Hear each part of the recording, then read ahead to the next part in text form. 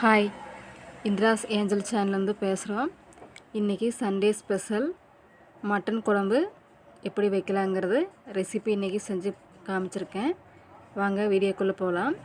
First நம்ம குழம்பு வைக்கிறதுக்கு முன்னாடி அதற்கு கிரேவி பதத்துக்கு நாம் பொருள்லாம் எல்லாம் வறுத்துக்கலாம். இப்போ வந்து பார்த்திங்கன்னா ஒரு 100 கிராம் சின்ன வெங்காயம், 3 வரமிளகாய், ஒரு கட்டி பூண்டு, கொஞ்சம் கருவேப்பிலை. இது நான் சொல்கிறது வந்து 1/2 kg மட்டனுக்கு ஆனால் ரெசிபி இது.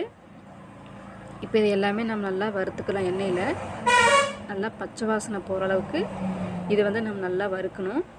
அந்த மிளகாய் நல்லா வறுத்து வரணும், இல்லைன்னா கொஞ்சம் பச்சை வாசம் அடிக்கும்.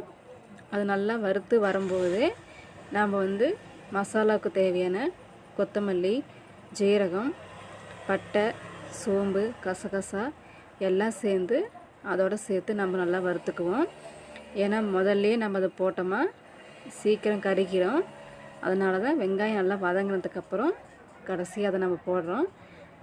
அப்போ வந்து அதோட நிறம் மாறாமல் இருக்கும், ஆனால் வந்து நல்லா வறுபட்டுரும். இப்போ இது நல்லா வறுத்துக்கப்புறம் நம்ம ஏற்கனவே துருவி வச்சுருக்கிற தேங்காய் துருவலையும் அதை கூட போடலாம். இதுவும் வந்து அந்த வெங்காயம், மிளகாய், பட்டை கிராமோடு சேர்ந்து நல்லா வறுபட்டு வரணும். இந்த ஸ்டேஜில் வந்து அடுப்பு வந்து நம்ம சிம்மில் வச்சுக்கலாம். ஏன்னா இல்லைன்னா தேங்காய் துருவல் வந்து கருகிரும். அதே சமயம் நல்லா ப்ரௌன் கலர் ஆகிற வரைக்கும் நம்ம வந்து நல்லா வறுக்கணும். அப்போ தான் அது வந்து பார்த்திங்கன்னா ரொம்ப டேஸ்ட்டாக இருக்கும். பாருங்கள், கலர் ப்ரௌன் ஆயிடுச்சு. அந்த ஸ்டேஜ் வர வரைக்கும் நம்ம அதை வறுக்கணும். இப்போ அதை நம்ம ஆற விட்டு அரைச்சிக்கலாம். இந்த பக்கம் நம்ம வந்து குழம்புக்கு தேவையானதை மீண்டும் ரெடி பண்ணுவோம். இப்போ ஒரு பேனில் எண்ணெய் காஞ்சிட்ருக்கு. அதில் கூட நம்ம கடுகு, கருவேப்பிலை எல்லாம் ஆட் பண்ணிக்கலாம். அப்போ நம்ம ஏற்கனவே வச்சுருக்கிற மட்டன் 1/2 kg இருக்கு இல்லைங்களா, அதையும் எடுத்து இது கூட நம்ம வந்து ஆட் பண்ணிக்கலாம். எல்லாம் சேர்ந்து நல்லா எண்ணெயில் வதங்கி வரணும். அதுதான் வந்து பார்த்திங்கன்னா சூப்பராக இருக்கும். இப்போ நல்லா கருவேப்பிலையும் வதங்கிருச்சு. இப்போ இந்த ஸ்டேஜில் நம்ம வந்து மட்டன் எடுத்து போடுறோம். இந்த மட்டன் வந்து நல்லா எண்ணெயிலேயே வறுபட்டு அந்த கலர் மாறணும். அது வரைக்கும் நம்ம அதை வந்து நல்லா எண்ணெயிலே வந்து வறுக்கணும். அப்போ தான் வந்து சாப்பிட்றதுக்கு ரொம்ப டேஸ்ட்டாக இருக்கும். அந்த பார்த்திங்கன்னா நல்லா உருண்டு வருது அப்படின்னு சொல்லுவாங்க. அந்த மாதிரி அது வரணும். இது கூட நம்ம வந்து இப்போ வந்து உப்போ வேறு எதுவும் ஆட் பண்ண போகிறதில்ல. ஒரு 2 நிமிஷம் வந்து பார்த்திங்கன்னா நல்லா எண்ணெயிலே வதங்கணும். இப்போ பாருங்கள், கலர் சேஞ்ச் ஆயிடுச்சு. இந்த ஸ்டேஜில் தான் நாம் உப்பு, கொஞ்சம் மஞ்சப்பொடி எல்லாமே ஆட் பண்ணணும்.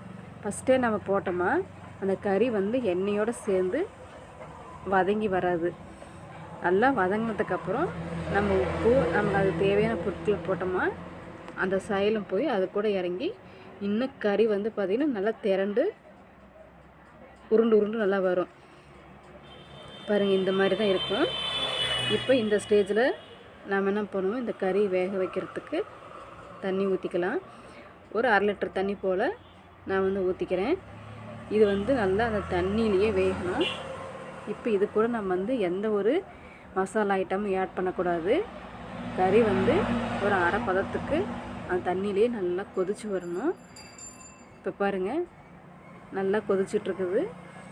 இன்னும் வந்து அந்த நுரையெல்லாம் அடங்கி இந்த ஓரத்தில் வந்து நல்லா எண்ணெய் பிரிஞ்சு வரணும். அதுதான் வந்து நல்லா 1/2 பதத்துக்கு வெந்துருச்சுன்னு அர்த்தம்.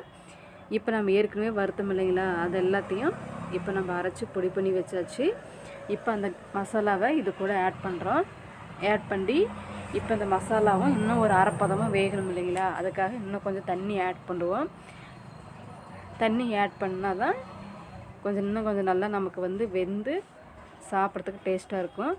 இப்போ அந்த மசாலாவை ஒரு 2 நிமிஷம் அந்த கறியோடையே நம்ம வேக விட்டுருக்கோம். ஏன்னா அந்த மசாலாவோட சைலமும் அது கூட நல்லா இறங்கி வரணும். அதுக்காக இப்போ நல்லா வந்து வெந்துருச்சு. இந்த ஸ்டேஜில் நாம் அந்த குழம்புக்கு தேவையான கொஞ்சம் தண்ணி ஊற்றிக்கலாம். இப்போ அந்த வேறு எதுவுமே நம்ம இது கூட ஆட் பண்ண போகிறதில்ல. நம்ம வறுத்து அரைச்ச மசாலா மட்டும்தான். இப்போ வந்து பார்த்திங்கன்னா குழம்பு பாருங்கள், திக்னஸாக தான் இருக்கும் சாப்பிட்றதுக்கு. இப்போ குழம்பு வெந்து வந்துருச்சு. Okay, thank you.